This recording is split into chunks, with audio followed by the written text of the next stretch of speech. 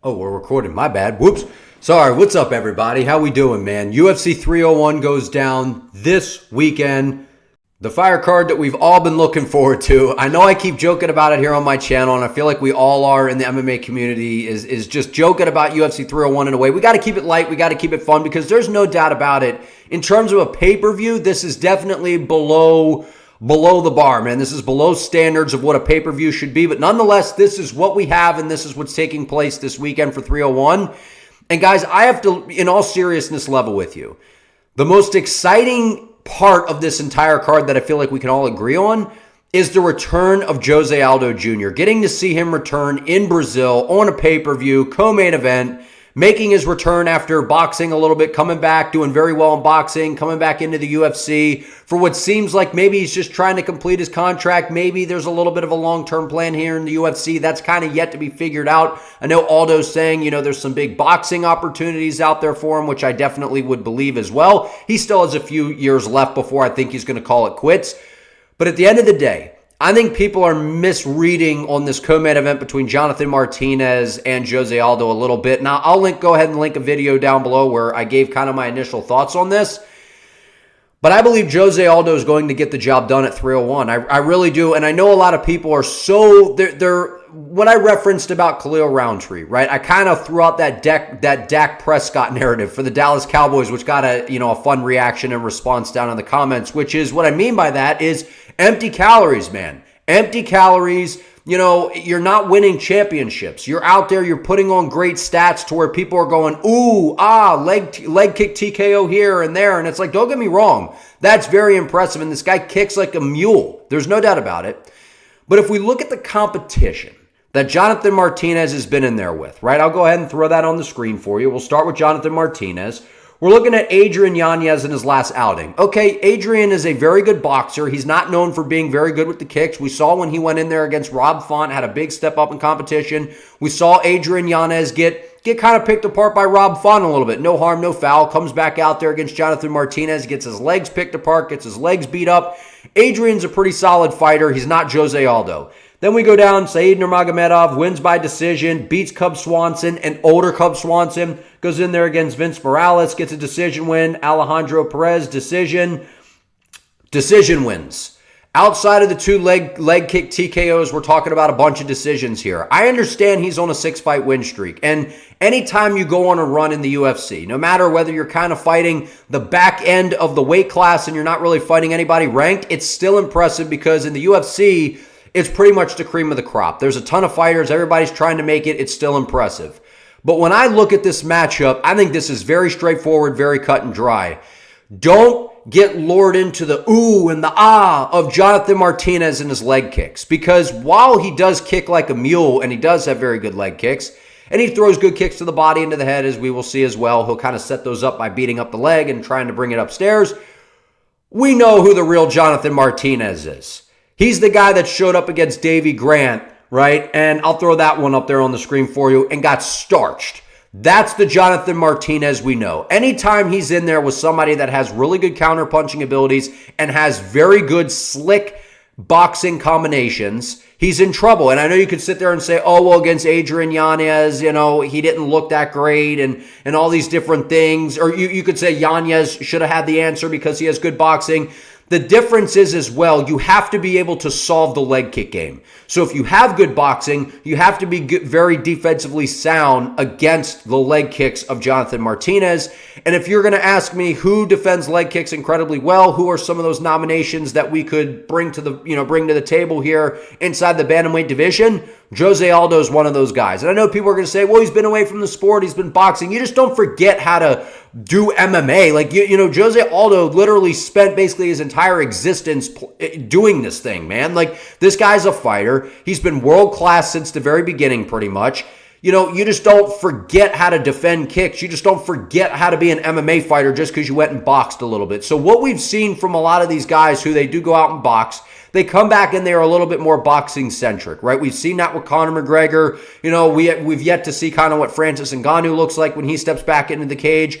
But nonetheless, these guys come back and they're a little bit more dug in. They're not as MMA-based. Like we see all that with Conor McGregor. So I don't want to base all that off of what just Conor did. But I think Jose Aldo is going to go in there, and I think he's just gonna pick apart Jonathan Martinez. I think there is a huge gap in terms of the boxing here. Jonathan Martinez, he does not have good hands. He doesn't have good hands. I shouldn't say he has bad hands, right? I mean, in order to be a professional fighter and be a good striker, you have to have some sort of hands. I should say his lack of boxing is going to be very noticeable in there with Jose Aldo. Jose Aldo is head and shoulders above him in terms of the boxing. And what this comes down to is Jose Aldo has a very good understanding of how to defend leg kicks. He has that good high guard. His hands are very tight together. He's got that square stance. He's light on that lead leg. He's very good at defending against leg kicks. He likes to move forward. He is a little bit cautious and a little bit patient, a little bit too patient at times to where I get worried about him getting outscored by Jonathan Martinez, where Jonathan's just blasting kicks and scoring on the judges' scorecards and winning that way by points. But I don't see Jose Aldo getting leg kick TKO'd in this matchup. I think he's going to have an answer for the leg kicks now. Something to keep in mind, Martinez is a southpaw. Aldo is an orthodox style fighter. So that open stance battle now opens up that rear leg kick specifically to the body and to the head, which is something Jose is going to have to look out for. But I think, again, I predicted Dustin Poirier to knock out Benoit Saint-Denis for the same similar reasons, but yet different, right? I said that Dustin Poirier's boxing was going to be the difference in the matchup with Saint-Denis because Saint-Denis has atrocious boxing defense, and he doesn't have very good hands himself. That's what I see in this matchup, where Saint-Denis had the great grappling, and as long as Poirier had an answer for that, which he did, and he was able to get back to the feet, well, Saint-Denis trying to recover from shooting takedown after takedown. He's able to catch him in those windows and put him out. That's how I see this matchup. Except the difference is Jonathan Martinez just spams a bunch of kicks. He's a kicker. He spams a bunch of kicks. His hands are lacking, and his boxing defense is not particularly good. While Adrian Yanez lost the fight, and he was getting his legs torn apart, he was landing some good shots. And if you want to nominate somebody that goes to the body and throws a really good hook to the body, that liver shot in particular, Jose Aldo, man. If you've never seen what he did to Jeremy Stevens, nasty. So Jose Aldo, in my opinion, is going to have a big advantage in terms of the boxing. Now, there is that side that concerns me where it's like Aldo's been away for a while. What happens when he comes back against a young, hungry guy who's riding a win streak? He's got a ton of confidence at this time, and he does have some devastating leg kicks. He kicks like a mule, man. There's no doubt about it. You can't take many of them. And something that does concern me as well about Jose Aldo is as his career has progressed. I don't know if he's banged up his shins, his feet, just from over the years being so Thai-based, but he doesn't throw a lot of leg kicks of his own anymore. And I just hope that he's not so worried about the leg kicks that he maybe doesn't utilize his own and that he doesn't try. I hope he comes into this prepared to check leg kicks, and he comes in here with the right techniques and the right ways to counter the leg kicks of Jonathan Martinez. And you might say, well, what's Aldo going to do other than check a kick? Well, just because you're checking kicks, that still hurts you as well. So one, you got to be bouncing that lead leg and either lift it up like we saw Charles Oliveira do to Justin Gaethje, get it out of the way, slide back, or you eat it a time or two and you make them pay. And how you do that, step in with a hard right hand or a good left hook to the body, time it, and make Martinez pay every time he throws one of those kicks. And I think we're going to see Jose Aldo come in with a game plan like that. I think he's going to be very prepared. I don't think that in terms of the grappling, I think if we're going to give an advantage to anybody, I'm probably going to have to lean towards Jose Aldo in this matchup. And I think that we may see Jose mix in some of the grappling, try to get into the clinch, try to close down Jonathan Martinez so he can't just sit at range and spam a bunch of leg kicks the whole time to the point where he's able to close him down, nullify him, not allow him to just sit at range like I said, and where he could kind of get into that dirty boxing range because we've seen Aldo, man, he's been in there boxing, and even towards the end of his, before he stepped away from the UFC for a little while,